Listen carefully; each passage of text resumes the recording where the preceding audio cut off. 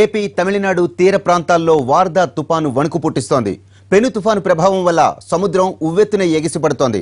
పెద్ద పెద్ద అలలు తీరం వైపు చొచ్చుకొస్తున్నాయి. ప్రస్తుతం చెన్నైకు తూర్పు ఈశాన్య దిశగా 150 కిలోమీటర్లు, నెల్లూరుకు తూర్పు ఆగ్నేయంగా 220 కిలోమీటర్ల దూరంలో తుపాను కేంద్రీకృతమై ఉంది. ఈ మధ్యాహ్నానికి చెన్నై, నెల్లూరు మధ్య తుపాను తీరం దాటే అవకాశం ఉంది.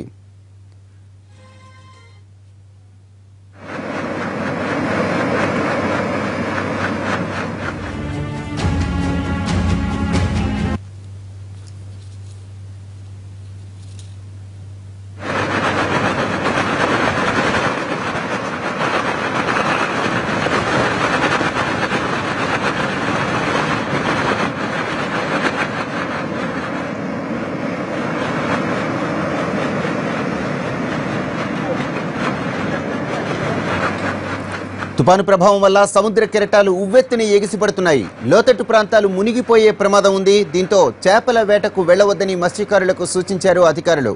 మరోవైపు కృష్ణపట్నం పోర్టులో 10వ నెంబరు ప్రమాద సూచికను ఎగురవేశారు.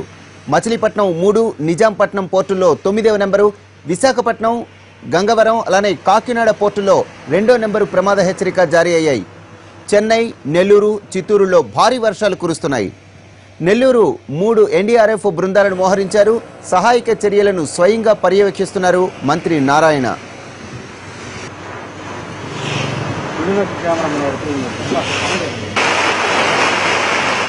చెన్నైలో తుపాను ప్రభావానికి సముద్రం అల్లకల్లోలంగా మారింది. వార్దా తుపాను తీరానికి దూసుకువస్తూ ఉండడంతో సముద్రంలో అలలు ఉవ్వెత్తున ఎగిసిపడుతున్నాయి.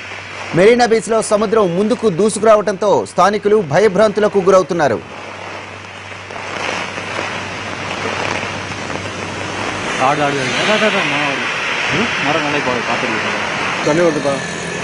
వార్దా తుపాను ప్రభావంతో తమిళనాడు తీర ప్రాంతం అల్లకల్లోలంగా మారింది. ముఖ్యంగా చెన్నై నగరంపై ఇది తీవ్ర ప్రభావం చూపుతోంది. చెన్నై తీరంలో సముద్రం ఉగ్రరూపు దాల్చింది. ఉవ్వెత్తున ఎగిసిపడుతున్న అలలతో స్థానికులు భయాందోళనలకు గురవుతున్నారు. తుపాను ప్రభావంతో కాంచీపురం, తిరువళ్లూరు జిల్లాల్లోని పొన్నేరి, గుమ్మిడిపూండి ప్రాంతాల్లో భారీ వర్షాలు కురుస్తున్నాయి.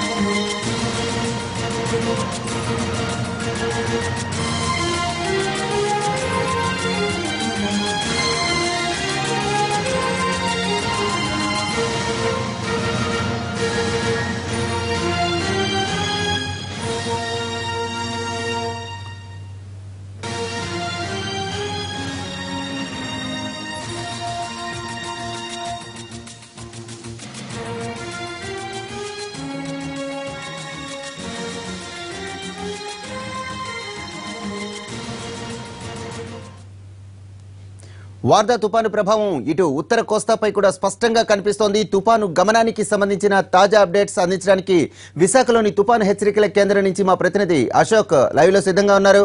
అశోక్, చెప్పండి, తుపాను ప్రభావానికి సంబంధించి వాతావరణ శాఖ అధికారులు ఏం చెప్తున్నారు? వరప్రసాద్, ప్రస్తుతం వార్దా తుఫాను తీవ్ర తుఫానుగానే, అతి తీవ్ర తుఫానుగానే కొనసాగుతుంది. అయితే మనం ప్రస్తుతం విశాఖ తుఫాను హెచ్చరికల కేంద్రంలో ఉన్నాం. మనతో పాటు డ్యూటీ ఆఫీసర్ మూర్తి గారు ఉన్నారు. ఆయన అడిగి మరిన్ని వివరాలు తెలుస్తున్నాం. సార్, అంటే ప్రస్తుతం దీని గమనం ఎలా ఉంది? దీని ప్రభావం ఉత్తర కోస్తా కానీ దక్షిణ కోస్తాల మీద ఎలా ఉండబోతుంది? ప్రస్తుతం ఈ తుఫాను చెన్నైకి 105 కిలోమీటర్ల దూరంలో తూర్పు ఆగ్నేయ దిశగా కేంద్రీకృతమై ఉంది. ఇది పశ్చిమ దిశగా పయనించి ఈరోజు మధ్యాహ్నానికి చెన్నై సమీపంలో తీరాన్ని దాటే అవకాశం ఉంది. సరే, అంటే గాలుల తీవ్రత కానీ అలాగే అంటే వర్షాభావం ప్రధానంగా ఏ ప్రాంతాల మీద ఎక్కువ ఉంటుంది? ప్రధానంగా మన కోస్తా జిల్లాల్లో, ముఖ్యంగా దక్షిణ కోస్తా మీద ఎక్కువగా దీని ప్రభావం ఉంటుంది. ముఖ్యంగా నెల్లూరు, ప్రకాశం జిల్లాలో దీని ప్రభావం ఎక్కువగా ఉండే అవకాశం ఉంది. ఈరోజు సాయంత్రం క్రాస్ అయిన తర్వాత రాయలసీమకి కూడా దీని ప్రభావం ఉండే అవకాశం ఉంది. సరే, అంటే ప్రధానంగా ఉత్తర కోస్తా మీద అంటే ఇప్పటికే చూస్తే గాలులో తీవ్రత కొంత కనబడుతుంది ఇక్కడ. అంటే సముద్రం కూడా రఫ్గా ఉన్న పరిస్థితి బయటకు మనకు కనబడుతుంది. ఉత్తర కోస్తా మీద ఎలా ఉండబోతుంది? అంటే ఉత్తర కోస్తా మీద గాలి ప్రభావం ఉందండి. ఆల్రెడీ ఇక్కడ 50 నుంచి 60 కిలోమీటర్ల వేగంతో ఉత్తర కోస్తాలో ఉంది. ఇది దక్షిణ కోస్తాలో మరింత ఎక్కువగా ఉంటుంది. సముద్రం ఇప్పుడు తుఫాను తీరాన్ని దాటే సమయంలో ఇది మరింత ఎక్కువగా ఉండే అవకాశం ఉంది. 80 నుంచి 90 కిలోమీటర్ల వేగంతో కూడా ఇది పెరిగే అవకాశం ఉంది. సార్, అంటే పోర్టులలో అంటే అన్ని ప్రధాన పోర్టులలో ఎన్నో నెంబర్ ప్రమాద హెచ్చరికలు కొనసాగుతున్నాయి సార్. అంటే కృష్ణపట్నంలో ముఖ్యంగా 10వ నెంబర్ హెచ్చరిక జారీ చేయడం జరిగింది సార్. సార్, అంటే మిగతా పోర్టులలో సార్ అది ఈ ప్రస్తుతం ప్రమాద హెచ్చరిక కృష్ణపట్నం పోర్టులో 10వ నెంబర్ హెచ్చరిక జారీ చేయడం జరిగింది సార్. అంటే అంటే 10వ నెంబర్ ప్రమాద హెచ్చరిక అంటే రెడ్ సిగ్నల్ ఇచ్చినట్టేనా? అంటే రెడ్ సిగ్నల్ కాదండి. 10వ నెంబర్ అంటే గ్రేట్ డేంజర్ సిగ్నల్. ఇదే హైయెస్ట్ అనమాట. 10వ నెంబర్ సిగ్నల్ కృష్ణపట్నంకి ఇవ్వడం జరిగింది. అంటే రెడ్ సిగ్నల్, బ్లూ అనేది ఏం లేదండి సిగ్నల్స్లో. సిగ్నల్ 10వ నెంబర్ గ్రేట్ డేంజర్ సిగ్నల్ అంటాం, అదే హైయెస్ట్. అది కృష్ణపట్నంకి ఇవ్వడం జరిగింది. Okay sir. అంటే ఈ సాయంత్రానికి తీరం దాటే సమయంలో అంటే గాలుల తీవ్రత ఎంత ఉండదు సార్? తీరాన్ని దాటే సమయంలో గాలి తీవ్రత పెరుగుతుందండి. ప్రస్తుతం 50 నుంచి 60 కిలోమీటర్లు ఉంది.